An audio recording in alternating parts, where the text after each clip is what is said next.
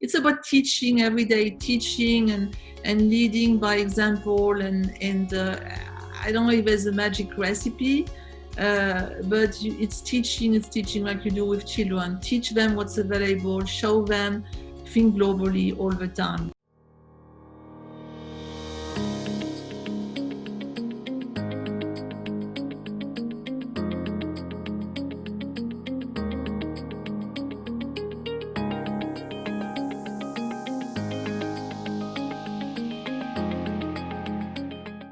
Hi, everyone. Welcome to another episode of Women Worldwide. How are you doing and how are you feeling? There's always so much going on that you're navigating the ups, the downs, the highs, the lows, and I'm sure plenty of your share of challenges. So that's why we're here to inspire and to motivate and to bring the guests who can speak to those challenges. Well, today, the topic and the guest a little bit different. After over 290 guests, I do not think I have ever interviewed anyone who's carried the title of Chief Drug Development Officer or someone who has spent so many years in clinical development and ophthalmology. So it's going to be an interesting show. Of course, it's never about the title. It's about the purpose and who you are as a leader, how you lead, how you inspire, and how you constantly innovate. And that gets me to my special guest today. So joining me on the show is Patricia Zilliocks. And Patricia has spent 25 years in global clinical development in ophthalmology. So she has managed many programs in eye diseases, and she continues to innovate today because she is the CEO of a biotech company. So that's all about innovation and technology. So with that, rather than me going on and on about Patricia, I think it's best she shares her journey and her advice with you. Patricia, it's great to have you on my show. Welcome. Well, thank you, Didwa. Thank you for having me. I appreciate. Oh, well, it's great to have you here. And like I said, this is a first.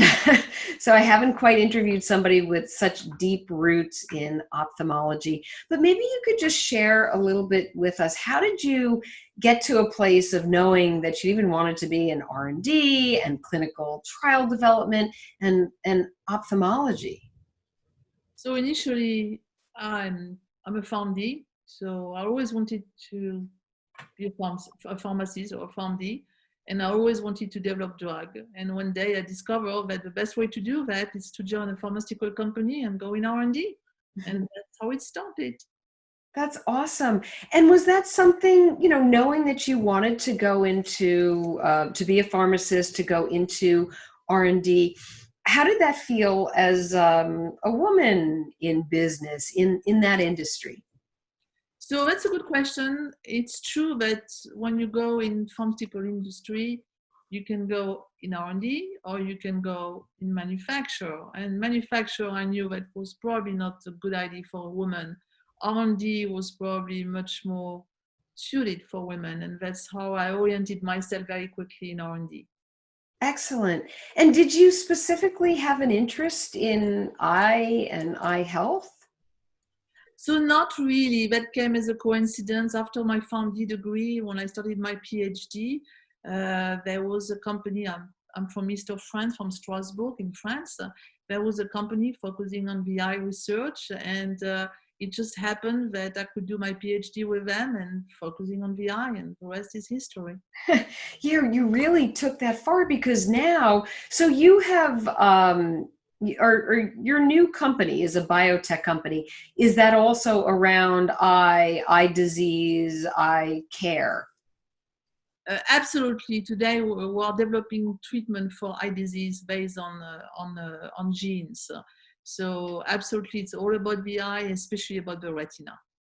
Interesting. And Patricia, do you think that the public knows a lot about eye care and the genes that you have and eye health? Is there education involved in what you're doing? I think the public does not, they understand the buzz of gene therapy, but I don't think they understand all what it means. because gene therapy, first of all, means correcting gene or edited gene. That's one way to call gene therapy. What we do, we are not editing gene. We are trying to use the gene approach to produce therapeutic protein directly in the eye. So should we educate the public more? Probably. Should we educate the public about clinical trial? Definitely. Yeah, definitely. And, talk a little bit about, educating the public, definitely more. When you worked in your industry, I mean, you were global, and maybe your company is global now, but as you lead people, what were some of the ways that you would motivate them or inspire them or educate them even on what you were doing? So leading people, I would say first of all, always try to teach them to be a CEO, basically. Think about on a project, try to own your project. Always think about as if you would be the CEO of a company. It doesn't matter the size of a company, if it's Novartis or whatever. Always put ahead like you are in charge of everything, and think about how you would manage, how you would get your project done, and reach for the expertise. Always try to find the best people in the field to help you. That's always my advice. Think globally. Think as you would be the head. Don't get in your little box like my box. Never. No, that's really good advice. I like that you said, think like the CEO. That also, I guess it speaks to being almost entrepreneurial in a sense, or seeing yourself as a leader, no matter what your title is. And, I'm thinking that people today trying to lead, to innovate, to be creative in what they do. What do you think about how the pandemic has affected people in what they're doing? And how has that maybe affected you? So actually, I hate to say that, but I think the pandemic is probably a good thing. I mean, I feel sorry for people who lost their job and for people who got sick and died. But in terms of business, it did force us to think out of the box. It forced us to think differently and to use tools available to us, like we're doing today. These tools were available before, but we never used it. It increased our productivity because we had to think out of the box. We could accomplish much more without traveling, for example. This is huge. I think I have never been so productive in my life since the pandemic. So I think the pandemic, yes, it did affect clinical trial, it did affect people, but I really think it forced us to think differently, to be more creative, and again, think bigger, think global. Don't think about your little box. And I think the pandemic has taught us at multiple levels. Absolutely. When you say think global, think, don't think in the little box, can you recognize if people are around you and perhaps are not going to that level of thinking globally or thinking outside of their little box? And how do you help them? How do you maybe get them to take those steps and to become more innovative, no matter where you are, whether you're remote or it was business as usual before? So that's a very difficult question, because you're always going to have people who naturally going to get out and explore the world, and you're always going to have people who stay in their comfort zone, and there's not much you can do about that. So it's about teaching, everyday teaching, and leading by example, and I don't know if there's a magic recipe, but it's teaching like you do with children. Teach them what's available, show them, think globally all the time. But yeah, you're right. There's always going to be people who very well comfortable in their little box. That is what it is. I think that you hit something really important though, because teaching and sharing, but showing is really powerful. And when other people see you doing things and feeling good about it and making progress, they might be more apt to step out of the box or try something new, which is really good. So I ask you,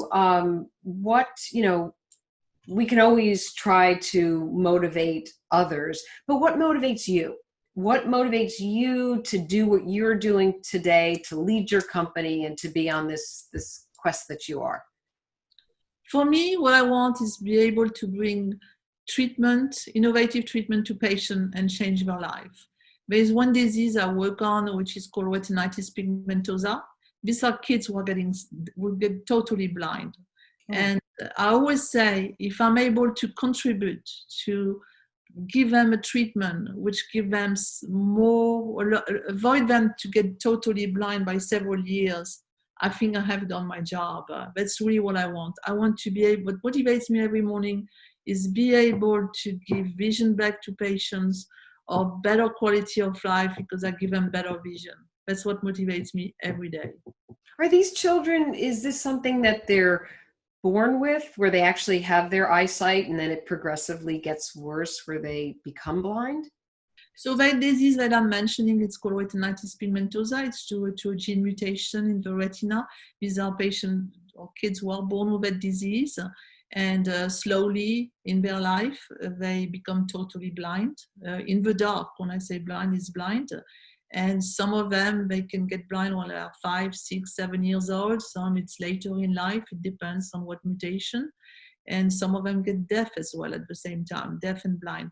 And I have seen that when I was working before for Foundation Fighting Blindness. And I really, and when I was working at Alcon, I also work on this disease. So what motivates me every day, if I can bring my contribution, move a needle, so we can get treatment to this patient, for me, it's huge. Yeah, that is huge. I mean, it's really important work that you're doing, and you're affecting the lives and children, no less, hopefully giving them a better future so that they can see. How do you stay? So with what you're doing, it is extremely innovative. You are CEO of a biotech company. I'm sure it comes with its fair share of stresses and things that go on in a day. So, and life in general. How do you stay focused? How are you handling these stresses? So I would say focus is it's experience. I used to be a sailor. I sailed with a bunch of women across the Atlantic when I was young. So I have learned that if you want to reach your goal, you have to be focused. Otherwise, you die for real.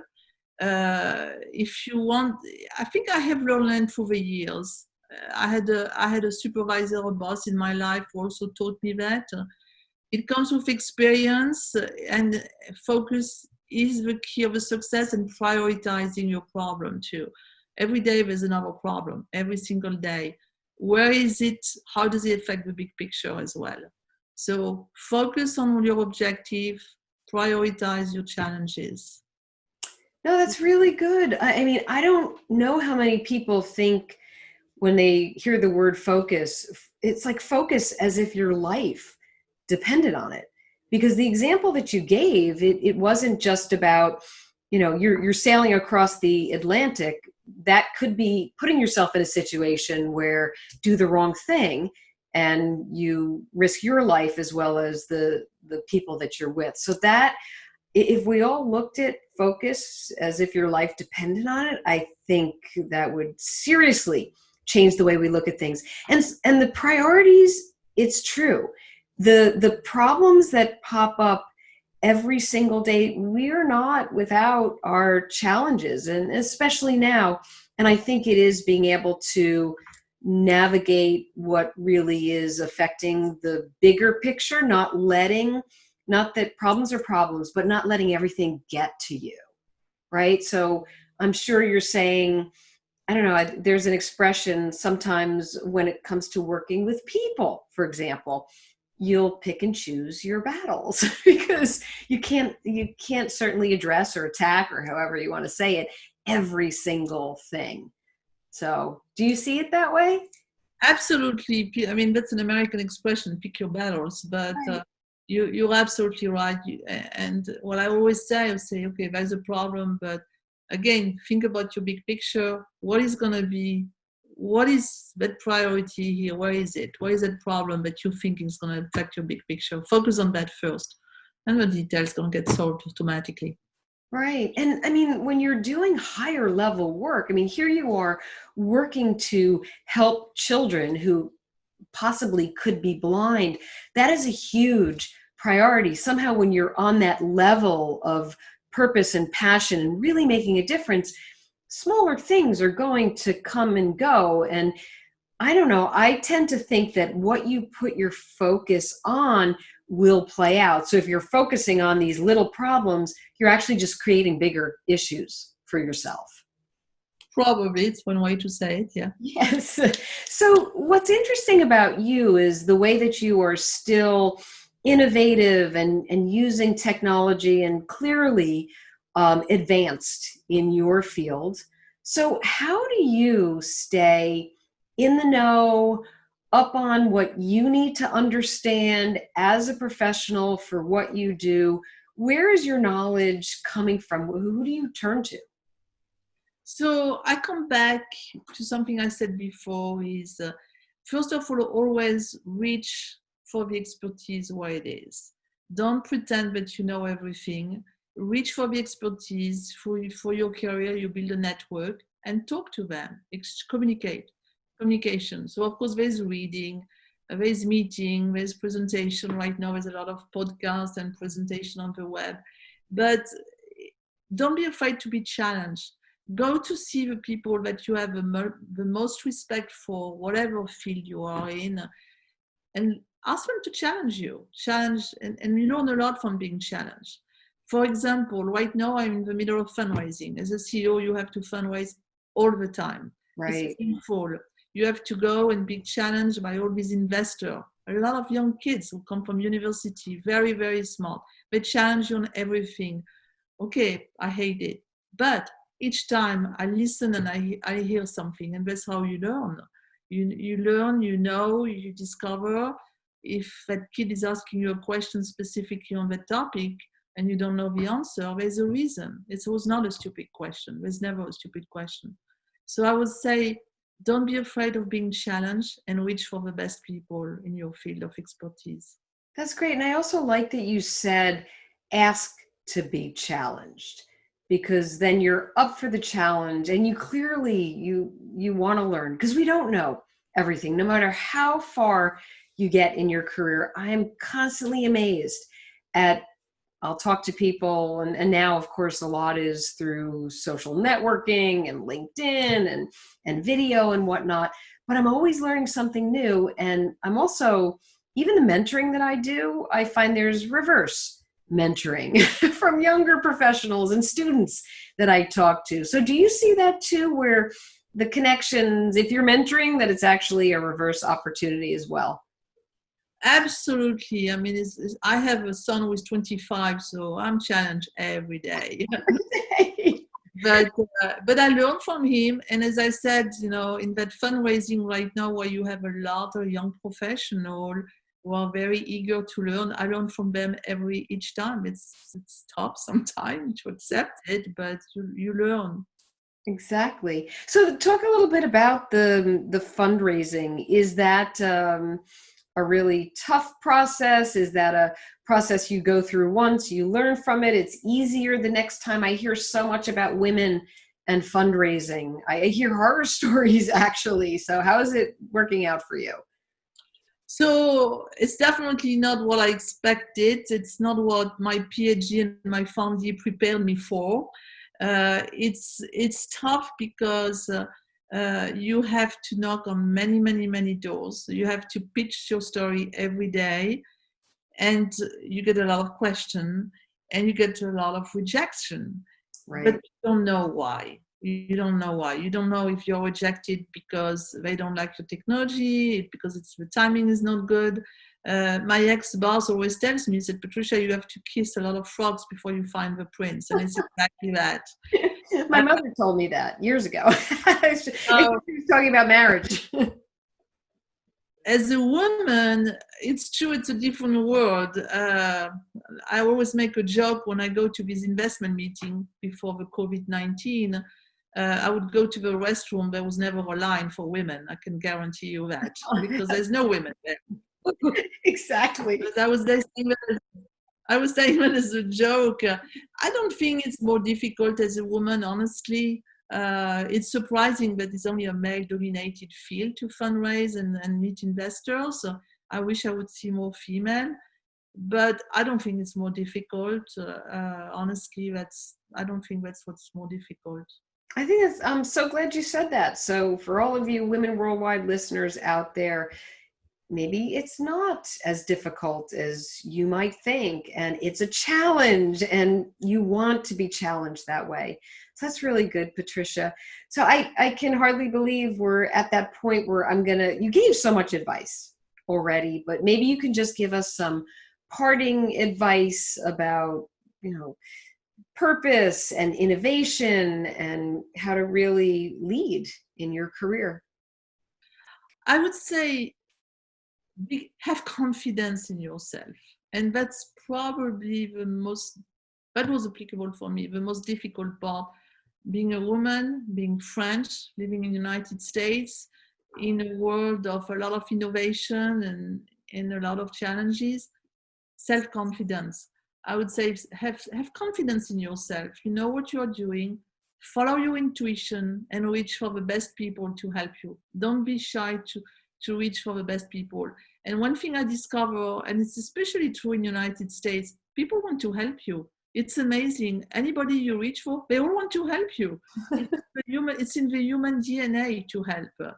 And people want to help you. And it's just fascinating that you just have to ask, basically. That's wonderful. Yeah, I mean, I love what you said, because first of all, the self-confidence, so important. Trust what your instincts, another thing, but asking for help and then knowing that people will be there for you. So that's great advice. But if they ask you back for help, you need to help them too. Never forget about helping others as well. Never. That's I'm glad you added that point. It's true, because for all that we've learned and for what people give, there's a time that you want to make sure you pay that forward, and that's really important. So, okay, last question, super easy. Where can people find out more about you and your work? Oh, well, that's going to be tough. I guess on the website, on Google, on the internet. I never know what I'm going to find about myself. You're not going to find much, because I don't like spotlight. I'm not somebody who likes the spotlight. I like to put other people in the spotlight, but not me. So you may not find a lot about me. What about your company? What's your company's website? So the company is Ibensis. You're going to find a little bit on the company, definitely there. There's more presentation. The founder of the company is also a woman. She's a retina specialist in Paris. So you will find more about her and TED Talks that she does. She likes that more than me. Well, thank you. I hope people, they do a little Googling on you and the company. You're doing some really interesting and important work, and can't thank you enough for being on Women Worldwide. So thank you for sharing your journey and all of your advice today. Thank you to you for having me. I appreciate it. You're welcome. And thank you to all of you for tuning in, for always being here, for showing up, and for sharing. We appreciate it. So if you want to watch the episodes on YouTube, you can subscribe to the Deirdre Breckenridge channel, so you'll see shows every week. And also you can get updates through the Women Worldwide website, which is womenworldwideshow.com. Okay, friends, be well. Stay focused, energized, and feeling empowered. Thank you.